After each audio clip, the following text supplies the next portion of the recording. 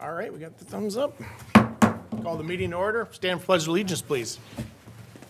I pledge allegiance To the flag of the United States of America and to the republic for which it stands, one nation, under God, indivisible, with liberty and justice for all. Thank you. Roll call, please. Councilmember Nordby's absent. Councilmember Woods. Here. Councilmember McKenzie. Here. Councilmember Schweer. Here. Mayor Monge. Here.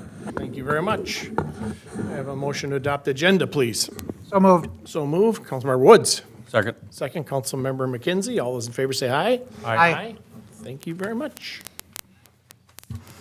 Consent agenda. Item A, approval of January 20th, 2026 workshop and regular meeting minutes. Item B, general claims of $3,693,080.06. Item C, HRA claims of $3,511.47. Item D, approve new on-sale liquor license and Sunday sales for Sweet Holdings LLC DBA at the Pizza Factory. Special event permit for NSP Veterans Park Memorial Day celebration. Item F, special event for North St. Paul Veterans Park POW and MIA Remembrance Walk. Item G, special event for North St. Paul Veterans Park Veterans Day celebration. And item H, updated 2026 car show agreement.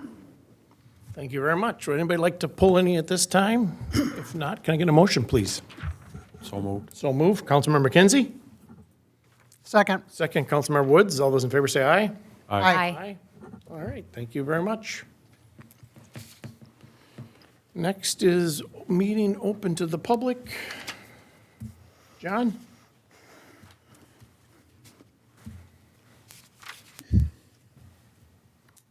Evening, council members and the mayor, in Yeah. that order. Anyway, I was told a few years back by Jeannie, when you have a special meeting, you can't have a meeting open to the public. So I would like to have that straightened out if that is in fact is true, because I was turned away once that I couldn't. So I would request the answer to, can you have a meeting open to the public when it is a special meeting? Secondly, you ought not do this to an 82-year-old person who reads emails and looks at early in the morning on whatever it was, Friday, that said we were going to have meetings, workshop, council meetings at the regular time. And I went, you can't do that. It's a caucus night. You can't do that. So I called someone and asked, what the heck? And that person, who was also knowledgeable, said, no, you can't have a meeting that conflicts with the 6 a.m. or 6 p.m. stop time. You can't start a meeting at 6:30. So lo and behold, about 4 o'clock in the afternoon, we get another set of emails, in fact, 4 emails that say, nope, it's going to be at 5:15. So I'd just like to have that for the record. Thank you. All right. Thank you. Next. All right, item 7, city business action items and recommendations. So we have item A, we have city engineer Morgan Dolly here to talk about the 2026 pavement management project. So approve plans and specifications and order advertisement for bids. Thank you, Brian. Mr. Morning. Mayor, members of the council, this item before you here is next step in the continuation for the 2026 pavement management project. As you might recall, that's not specifically utility related. It's mostly mill and overlay or full depth milling and repaving of several streets throughout the city. Those streets, just for the benefit of the public, include First Street by Indian Way, Mohawk between 17th and McKnight, 7th Street, Cowan Place East, 6th Street from Holloway to 7th Avenue, Memory Lane and Memory Court, and Polaris Place and Polaris Court as well too. So again, primarily street improvements, pavement improvements. There is some limited utility work, including some water main replacement that we have spoken about previously at council for a section of water main where Public Works has experienced a high level of breaks and repairs. So we're going to try to do that all in the same project. We do have alternates built in, so we're trying to maximize the use of the available budget. If some things come in more expensive than anticipated within the estimate, we can always not award that portion of the contract.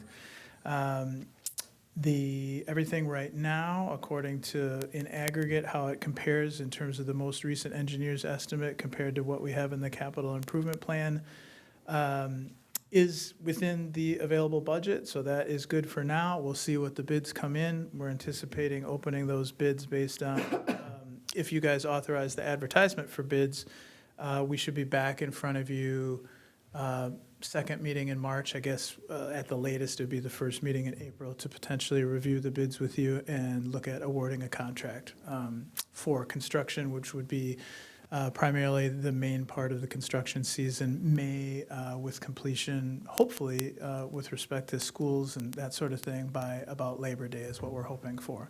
So with that, I'll stand for any questions the council might have. And there is a map in the packet that visually depicts some of those streets. They're all in different areas of the city, across the whole city, so they're not really focused in one specific place. But again, I'll stand for any questions council might have before considering the resolution that you have in your packet authorizing advertisement for bids for the project. Any questions? I looked it over.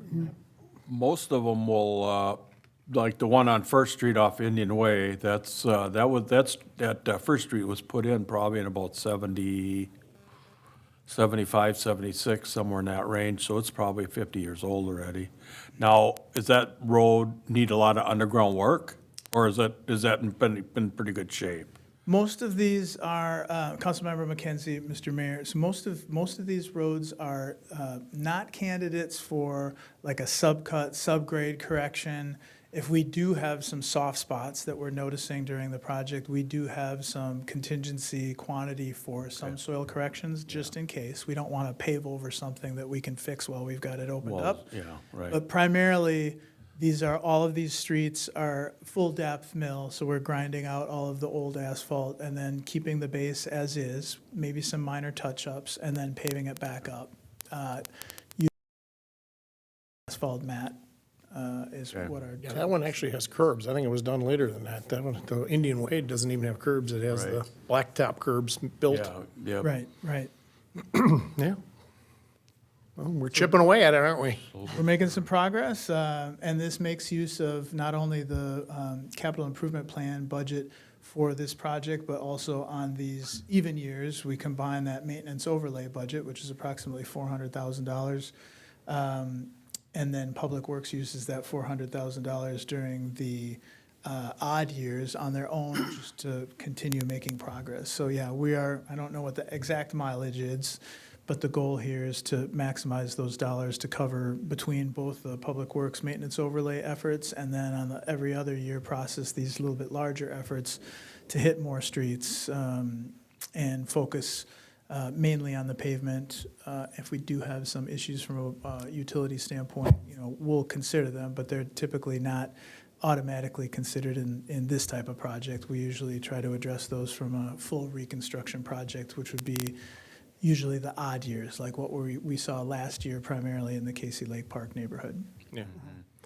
Well, I know too that our score, I think 3 years ago, was like 56 or something like that. And I think we've worked our way up to close to 70 now. Is that right? It's moving up. Yeah, I don't have the exact number, but the last report showed a good increase, so a good return, if you will, on the investment made in the infrastructure, and I expect to see that continuing to trend up. We'll have to see what this year's report looks like, right? And that will help be very informative and help make budgeting and scheduling and capital improvement discussions or decisions moving forward. So we'll look forward to sharing that information with you when we have it.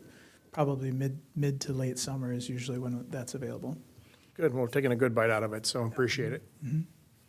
If not, then, all right. So we'll need a motion. I'll make a motion. Motion, Councilmember Schweer. Second. Second, Councilmember Woods. All those in favor say aye. Aye. Thank you. All right, thank you. Thank you, Morgan. Appreciate it. Next one is the January 20th closed door summary. I'll read this one. At its meeting on January 6, 2026, the city council in a closed door conducted a performance evaluation for the city manager, Brian Frandl, as of the required by the Minnesota statute.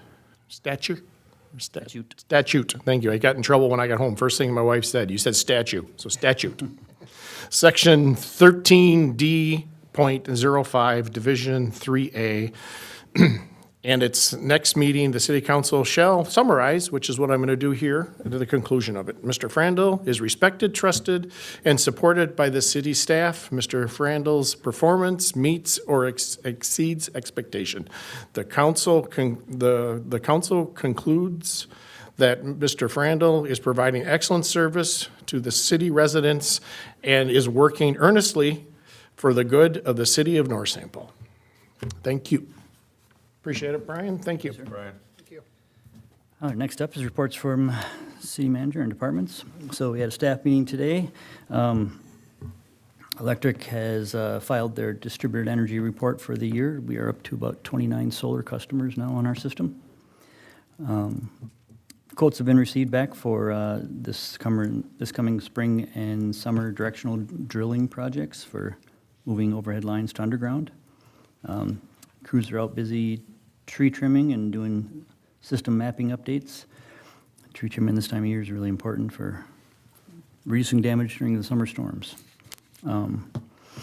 Communication, Ava's been busy with the Fire and Ice event, which is this Friday from 6 to 9 p.m. out on Casey Lake. High school reached out to the city and asked if we could provide some employees for the Career Day, which is this February 26th. So we'll be sending individuals from several different departments over there for that, so that's good to be involved in. Finance, of course, is busy with the auditors. We're going to have them here on site next Monday and Tuesday. PD is starting to get materials in and showing up for the Motorola project. They're hoping to be set up with training underway coming this spring.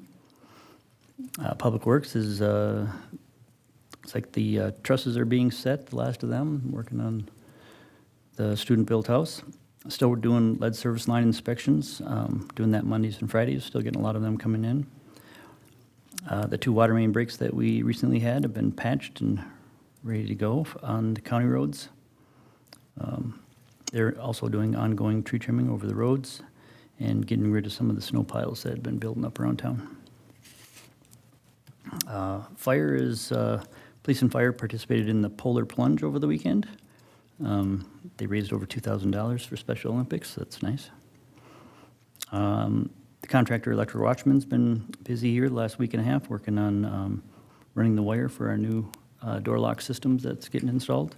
That's coming along good. They got about 90% of the wires pulled now. Community Development's working on several ordinance updates that you guys will probably be seeing several at the next council meeting. McKnight Field use agreement with the school is in place and getting worked on. Trash RFP responses are due this Friday. Looks like we got 7 proposals received, so we'll bring that information back to you. Do you think there's that many carriers left? Yeah, right. Yeah. And that's all I have for you. Thank you. Thank you. All right. Any reports from commissions or committees? Parks and Recreation met last Wednesday. Unfortunately, I was unable to attend, but we have a new commissioner, Bill Neely. I'd like to recognize him and welcome him. I understand that Randy came and presented regarding a grant for ice rink at Casey Lake. So I don't know too much about that yet, but I will report on it next meeting. Sounds good. Thank you. I got nothing right now. Arts and Culture Commission will be meeting tomorrow night here in council chambers. All right. Thank you very much. Any general business? Nope. We went to the, we had the coffee with the council, so that worked out. I think we had about 10 or 12 people. It was a bigger turnout than the last time, so it was nice. We were able to meet some of the residents, be able to talk over some things. It was a good event.